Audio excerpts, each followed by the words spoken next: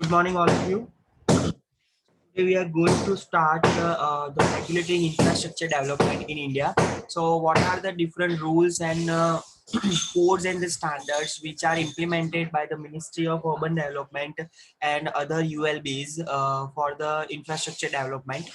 So, India has been rapidly urbanizing. Much of this has been unplanned, with regulation left to catch up to what has already been implemented.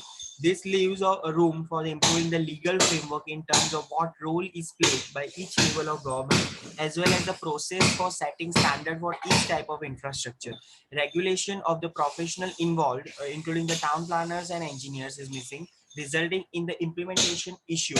Further, this regulatory framework is still evolving in India. There are the systematic issue to consider, such as the level of prescription as a standard should have, identifying critical infrastructure and whether to retrofit existing infrastructure. This paper reviews the existing framework for the infrastructure development and the associate standard in India and identifies area for concern rather than deeply analyzing any one standard. They analyze the ecosystem for the standard setting in India's infrastructure development from a risk perspective.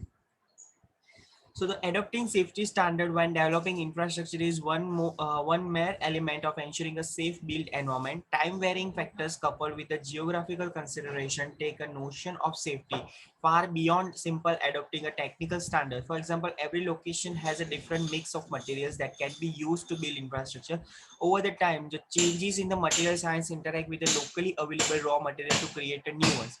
So the main issue or the main aim for developing any sustainable infrastructure is to provide a protection for the inhabitants which are live and grow in the particular vicinity of the infrastructure facilities. So the time varying factors coupled with the geographical consideration take the notion of safety far beyond simple adopting technical standard. Solid mechanics problems in designing structures are largely non-time varying and globally applicable.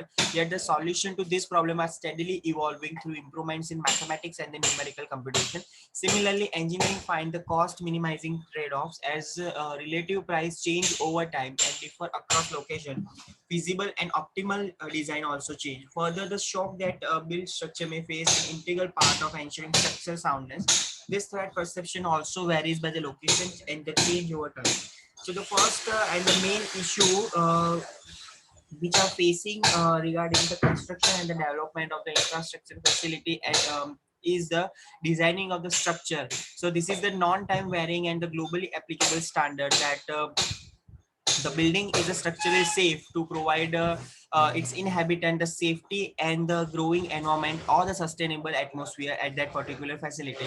Yet the solution to these problems are steadily evolving through the improvements with the various mathematical and the numerical computation with the help of the advanced softwares and advanced methodologies. Similarly, engineering find cost minimizing trade-offs as a relative price change over the time and differ across location. Feasible and optimal design also change. The price of time and the price of risk are critical input that shape design, each of which is determined by the finance. For example, in terms of time, when the cost of the capital decreases, the net present value is influenced by the event over a longer future time horizon. At this point, low probability events become more important. Similarly, in terms of risk, the optimal structure is in a country maintaining at the inflation target of 4%, which will be the cheaper and most unsafe than in the country targeting inflation at the 2%. So the engineering design encompass trade-off that yield cost minimizing solution for each geography and the point in time. Hence, drafting standard in the civil engineering require deep experiential local knowledge of the engineering trade-off prevalent as a function of time. Merely copying of a standard document that is well established elsewhere does not suffice. These factors are particularly critical in India today as the country is rapidly urbanizing. So the current infrastructure investment will increase by a further 112 USD billion if the country is to maintain its growth agenda. The population as a whole is increasing, as is rural urban migration. Existing rural settlements are being reclassified to the urban areas, and the boundaries of the existing urban settlements are expanding over time. 70% of the boundaries of existing urban settlements are expanding over time, and the more than 70% of the total urban population live in the settlement with a population of 10 lakh or more, while the 42% of the total urban population live in the cities with a population of over 1 million. Now towns are developing very fast and many are yet to be notified as the statutory towns. For example, in 2011, the census captured 7,933 urban towns in India.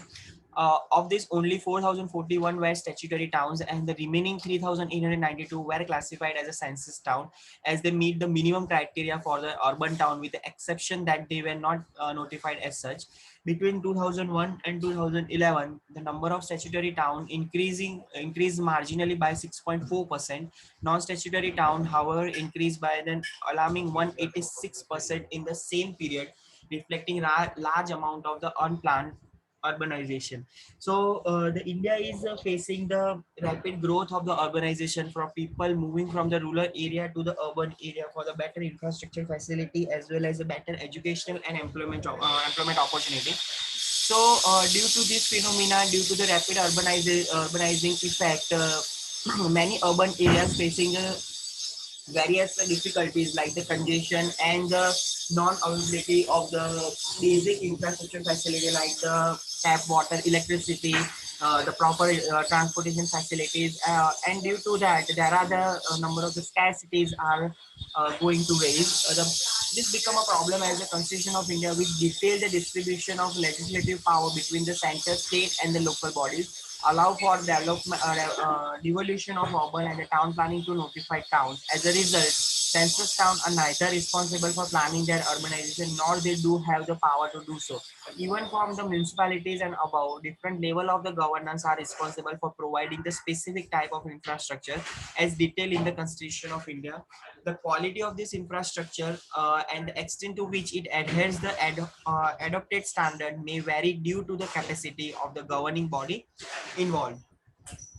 These standard for infrastructures are developed by the various sector specific standard setting bodies. So the mainly there are the three main bodies which are responsible for the developing any infrastructure facility in an urban area: the central, the state, and the local bodies. So there are the hierarchy from the powers which are distributed through the three types of the bodies: for the center, for the state, and for the local bodies. This standard for infrastructures are developed by the various sector-specific standard setting bodies. However, the process for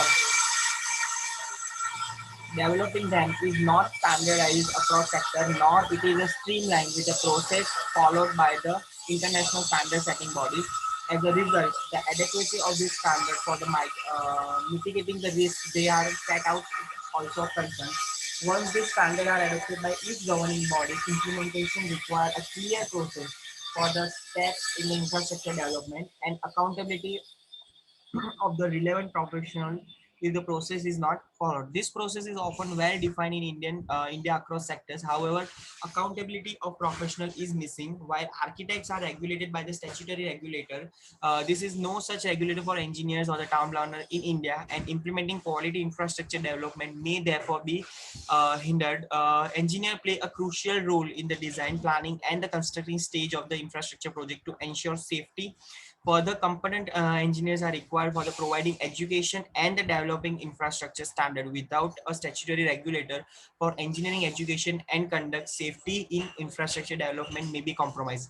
So, so there are particular topic which will be going in the further, that is a capacity building. So in the capacity building, there are the two different types of the classification. One is an individual building, individual capacity building, and the second is an institutional capacity building. So in the individual capacity building, there are the certain kind of the institute or the regulating body which are provided rules, regulation, and the develop and implementing a particular standard for the engineers and the town planners, which are mainly focusing and mainly responsible for the developing any infrastructure. And the second is institutional, that with the help of the various seminars and various study materials, the employer of the local bodies are improve The employees of the local bodies are given the set of the regulations and the standard for implementing the infrastructure development in a particular country or the particular locations, as utilizing the private sector on the third party review or the scope autonomous accreditation.